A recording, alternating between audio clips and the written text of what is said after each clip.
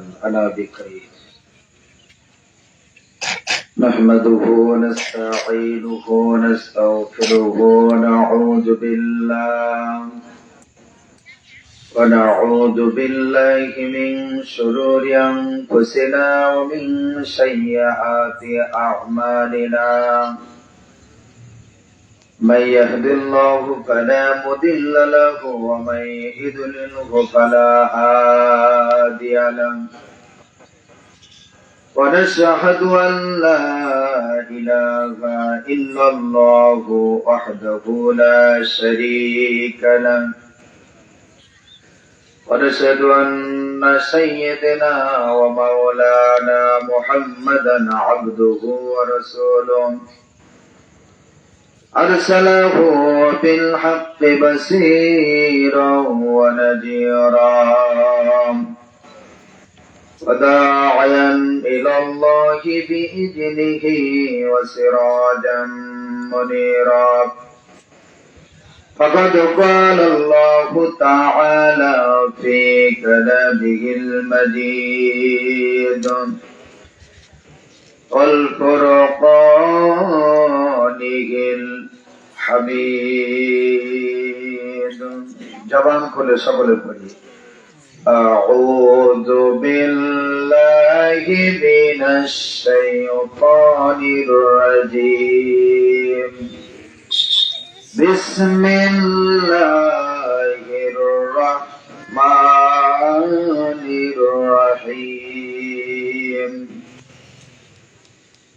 وما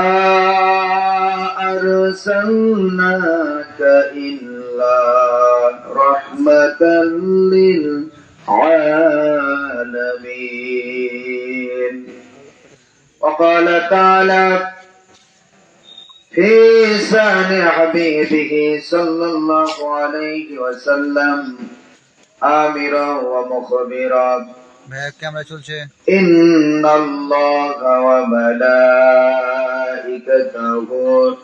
يصلون على النبي يا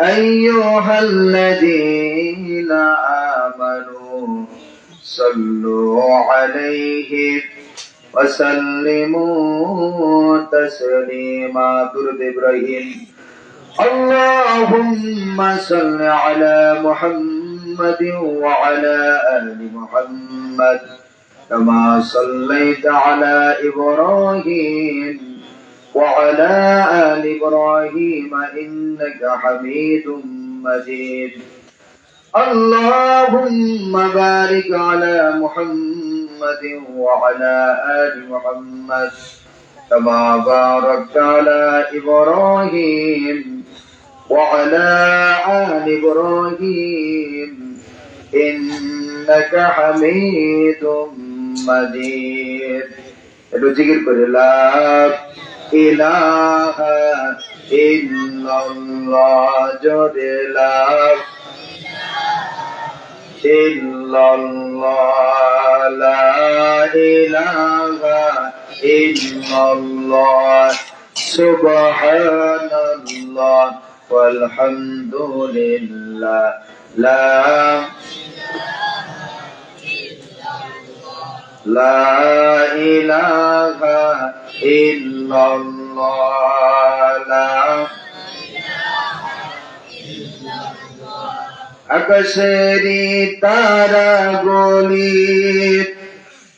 আকাশেরি তারা গলিত ঝিলমিলি জ্বলছে ডালে ডালে ফুলগুলি সৌরভে দলছে রাসূল এসেছে হাবিব এসেছে বলেন রাসূল এসেছে হাবিব এসেছে আকাশেরি তারা গলি ঝিলমিলি জ্বলছে ডালে ডালে ফুলগুলি সৌরভে দলছে রাসূল এসেছে হাবিব এসেছে, রাসূল এসেছে। আরব দেশে কাবার পাশে মানবের সেরা মানব এসেছে। বলেন আলহামদুলিল্লাহ। আমিনার কোলে চন্দ্র দলে ডালে ডালে পাখিরা গান ধরেছে। হুজুর এসেছে, নেতা এসেছে, রাসূল এসেছে। আকাশেরই তারা গুলি ঝিলিমিলি ঝিলিমিলি জ্বলছে। ডালে ডালে ফুলগুলি সৌরভে দুলছে। রাসূল এসেছে, হাবিব এসেছে, রাসূল এসেছে। ধন্য ধন্য জীবন ধন্য, নবীকে যারা ভালোবেসেছে। হারাম হারাম দোজখ হারাম, নবীকে যারা মেনে নিয়েছে।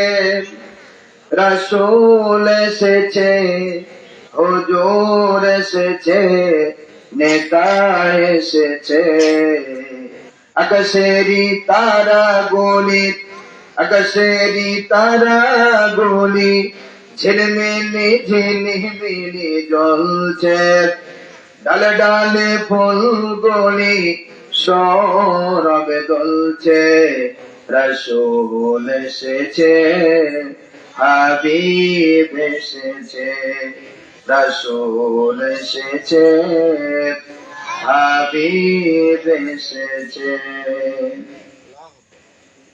বাংলাদেশের ঐতিহ্যবাহী জেলা চাঁপাইনবাবগঞ্জের সদর থানাধীন বালিয়াডাঙ্গা ইউনিয়নের অন্তর্গত যাদবপুর দুর্গাপুর গ্রাম কর্তৃক আয়োজিত সিরাতুন নবী সাল্লাল্লাহু আলাইহি সাল্লামের বিশ্ব নবীর জীবনী কর্ম